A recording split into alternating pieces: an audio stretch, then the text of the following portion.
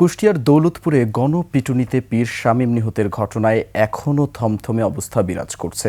এ ঘটনায় এখনও মামলা হয়নি, তবে জড়িতদের গ্রেপ্তারে র্যাবের ছায়া তদন্ত চলছে বলে জানিয়েছেন বাহিনীর মহাপরিচালক।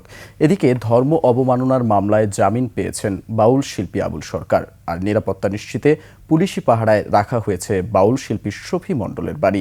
প্রতিনিধিদের সহায়তায় ইউসুফ হাসান নাইমের রিপোর্ট।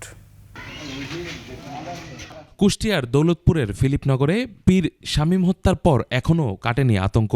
সামাজিক যোগাযোগ মাধ্যমে ছড়িয়ে পড়া একটি ভিডিওকে কেন্দ্র করে শনিবার দুপুরে দরবারে হামলা করে বিক্ষুব্ধ জনতা। গণপিটুনিতে ঘটনাস্থলেই প্রাণ হারান শামীম, আহত হন ৩ জন।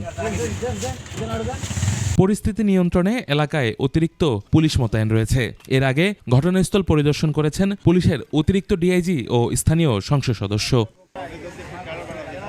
এদিকে র্যাবের মহাপরিচালক আহসান হাবিব পলাশ সাংবাদিকদের জানান, পীর শামীমকে হত্যার ঘটনায় মামলা হলে তদন্ত করে দোষীদের বিরুদ্ধে ব্যবস্থা নেওয়া হবে। পাশাপাশি র্যাবের ছায়া তদন্ত চলছে।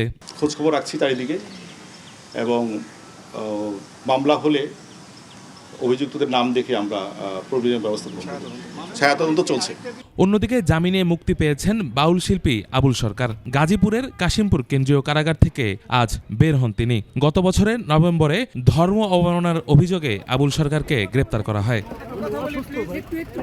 এদিকে জনপ্রিয় বাউল সঙ্গীত শিল্পী শফি মণ্ডলের বাড়িতে পুলিশি পাহারা বসানো হয়েছে। আইন শৃঙ্খলা রক্ষাকারী বাহিনী জানিয়েছে, অপ্রীতিকর ঘটনা এড়াতে এবং শিল্পীর নিরাপত্তা নিশ্চিত করতেই এ ব্যবস্থা।